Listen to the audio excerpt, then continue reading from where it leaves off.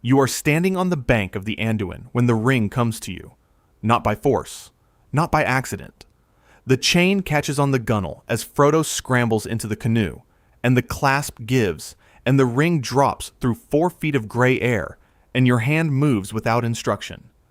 You catch it the way you catch a falling torch. Reflex, economy, no drama. It is warm. It has been warm against a hobbit's chest for hours, and it holds that warmth the way gold always holds warmth, as though it generated heat on its own. You close your fist.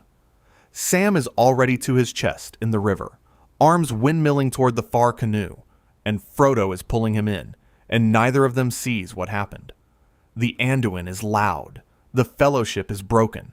You stand on the western bank, holding the one object you have refused to touch for the better part of a year, and you do the calculation you have been running for 2,000 years in the back of your mind, like a slow fire you kept carefully banked. Frodo is brave. Frodo is extraordinary. Frodo is also a hobbit carrying the weight of the entire age on feet the size of a child's fist, walking toward a volcano through a wasteland, guided by a creature who has tried to kill him twice. You have the power of a Maya. You have the wisdom of someone who has known since before the Third Age what the hunger for power costs. You have seen what it made of Numenor, seen it from across the water, and learned from it. You have, right now, in your closed fist, the one instrument that could end this war in a month instead of a year. The calculation is not complex. It has never been complex. That is precisely what terrifies you. You open your hand and look at it once. Then you slip it onto your finger, and the world goes very quiet, and you understand for the first time what Bilbo meant when he said it felt like butter. You ride west on Shadowfax. The ring sits on your finger, and it does not whisper. Not exactly. It agrees. Every plan you form, it sharpens. Every doubt you feel, it resolves with a logic so clean it feels like memory. Within 6 hours, you have restructured the entire strategic architecture of the War of the Ring in your mind. Rohan reinforced from the north. Gondor's succession crisis dissolved before it begins. A diplomatic pressure on the Haradrim that you could now compel rather than suggest. The plan is elegant. You find yourself admiring it the way you admire a well-built bridge. The workmanship is excellent. You recognize the craftsman. You arrive at Edoras at dusk, the sky the color of a bruise going yellow at the edges. You do not wait for Theoden to find his own way back to himself. You speak, and the words carry weight they have never carried before, and Theoden rises from his chair in under an hour. He marshals his forces by nightfall. He does not remember hesitating.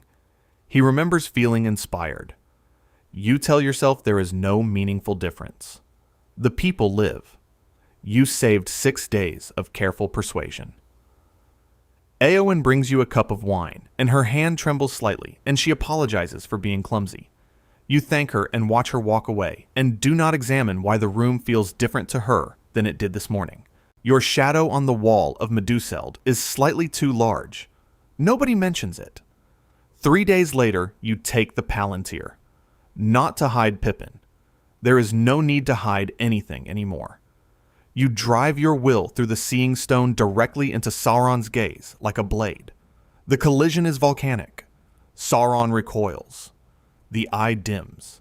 For 48 hours, every Nazgul in the field loses its bearing, and the armies of Gondor breathe, and people who would have died that week do not die. It is an objective tactical miracle, and you know it, and the ring agrees with you completely. But in the moment of contact, you saw something. Sauron's entire architecture of domination laid out like a map. Every chain and system and beautiful efficient structure of control. You broke contact immediately. You did not linger. But you understood it. The way you understand a language you were told you never learned. And understanding it, you could not help noticing. You would have built it so much better. The thought comes and goes in under a second. The ring smooths it over before you can look at it directly. You let it. Pippin looks at you across the firelight that night and does not smile. He does not know what he saw. He just knows it was not quite you. The Pelennor is a victory by every measure that can be counted. The Nazgul break too early. The Rohirrim's charge finds a gap that should not be there. Fewer men die on that field than in any version of this battle you can model, and you can model many of them now. The ring making the arithmetic fluid and immediate. You walk among the dead afterward, and you understand each one. Cause, chain of decision, the precise point where a different order would have changed the outcome. You mourn them. The mourning is organized. Filed. Something about that is wrong, and you cannot find where the wrongness lives. Aragorn comes to your tent that night without a weapon or a preamble. He sits down across the fire and asks a single question. When did you last change your plan because someone smaller than you said something true? You open your mouth and close it. You listen to everyone. You take in every word from every rider and soldier and frightened steward. You weigh it all. But the last time a hobbit's confusion or a man's simple human fear actually altered your course, you search for the memory and cannot place it. It has been weeks. The ring has not made you stop listening. It has made listening feel like data collection. There is a difference, and you are standing at the bottom of it, looking up. Aragorn tells you that Frodo came to him in a dream and said one sentence. He carries it the way my uncle did. Like it was ordinary. Like it was simply his. Aragorn stands and looks at the fire for a long moment and walks out without another word. The fire between you burns perfectly still. No draft touches it. The air in the tent is absolutely calm. You march to the Black Gate. The armies follow. The gate opens before you reach it, not because you force it, but because the fortress recognizes the ring's authority wearing any hand, and the stones themselves yield. You walk into Mordor as something that is not a conqueror and is not a liberator, and occupies the space in between that has no clean name. Sauron is diminished, pulled back behind his walls, pacing the edges of his own fortress like a man who has lost a legal argument he thought he owned. The armies of darkness part. You walk through ash falling like gray snow, ash settling in your hair and on your shoulders, and the ring on your hand is silent, not whispering, not pulling, simply present, the way a long habit is present, the way a belief you stopped questioning is present. 50 feet from the cracks of doom, you stop walking. You are designing a constitutional framework for the governance of post-war Middle-earth. The thought is so complete and so reasonable that it takes you a full breath to identify what it is. Not tyranny, not conquest. Administration. Wise, careful, long-sighted stewardship of peoples who have demonstrated, across 3 ages, a consistent inability to steward themselves without catastrophe. You can see it all from here. The structure, the councils, the careful distribution of just enough autonomy to feel like freedom.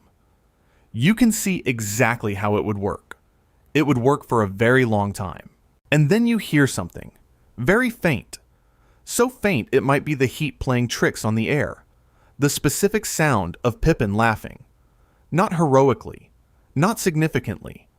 Just that particular brand of pure aimless joy that serves no strategic purpose and answers no question and changes nothing about the tactical situation whatsoever.